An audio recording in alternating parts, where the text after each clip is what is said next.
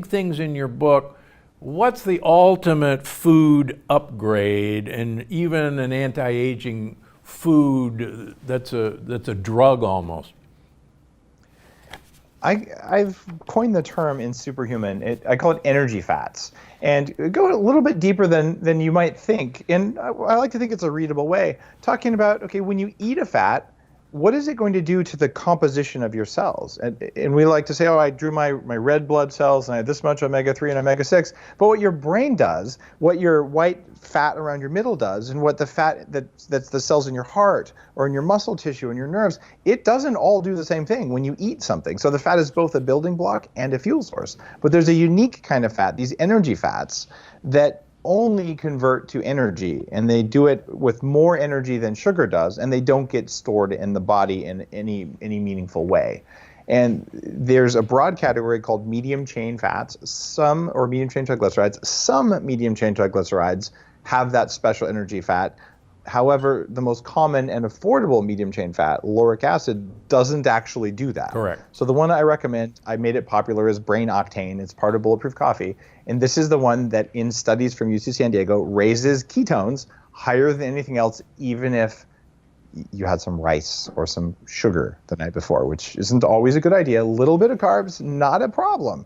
Right? You don't have to be on a zero carb diet forever. Just don't be on bonker sugar diet. But if you put these energy fats in your coffee in the morning, you pour it on your salad at lunch, what happens is your energy levels go up in a very noticeable, profound way. And when your ketones boost a little bit in your blood, there's two things that really shift. One is called CCK, and this is the satiety fullness hormone. And the other one is called ghrelin, which is the hunger hormone. So if you get your ketones up to 0.48, which is below the keto bro nutritional ketosis, I haven't had any carbs in a year kind of guys, what you're going to get is your CCK goes up and your ghrelin goes down, and all of a sudden you don't care about the bagel, and the willpower you think it takes to skip breakfast is gone. There's no willpower. And if you pour that stuff in your coffee in the morning, the bagel loses its siren call at 10:30. You don't want the bran muffin. You just don't care. And someone puts it in front of you, the big Krispy Kreme donuts, you're like, yeah, I have no desire for this, which is a very different thing than my 300-pound life,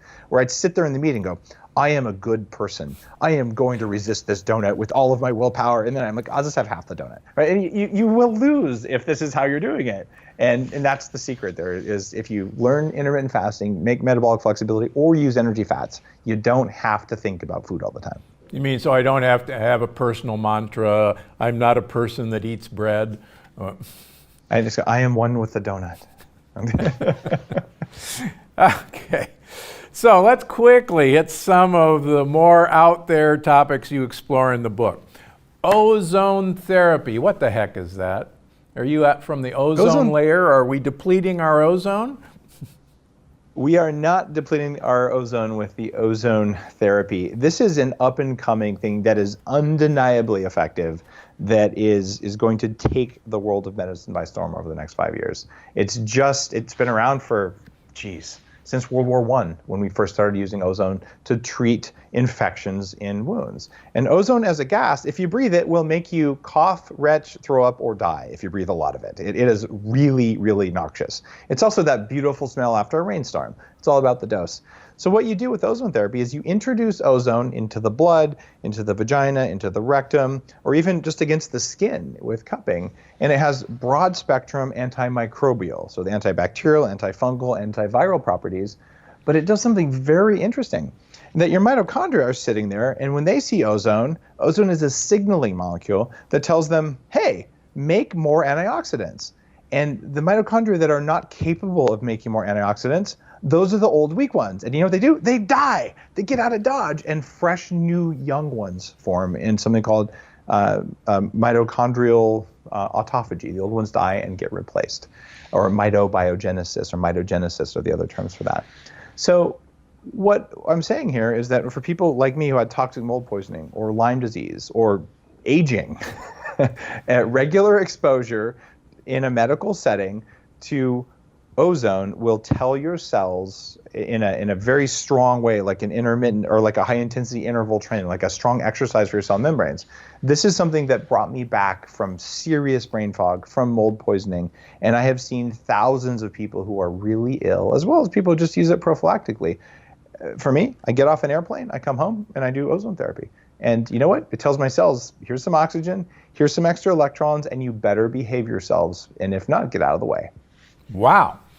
So cupping, that odd practice, increases ozone, huh? Well, cupping only works if you're pumping ozone into cupping, into the cup itself. So you can have a cup with an ozone tube coming off a generator. And this sounds like, Dave, what are you talking about?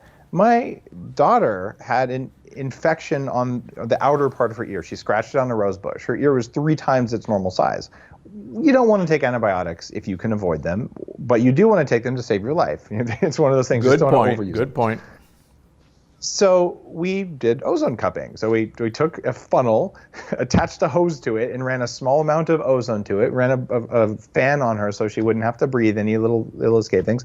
And she sat there watching Netflix for 20 minutes, 3 times. Infection totally cleared. She was literally going to go to urgent care and get antibiotics. And it resolves that quickly. Deep wounds, burn healing, and it has been pioneered even for things like tuberculosis, drug-resistant diseases, but it's pioneered in Cuba and Russia, places that are not really cool in the West. And they did it because they didn't have access to antibiotics, and they found a way. Fortunately, it's old, but it's well studied.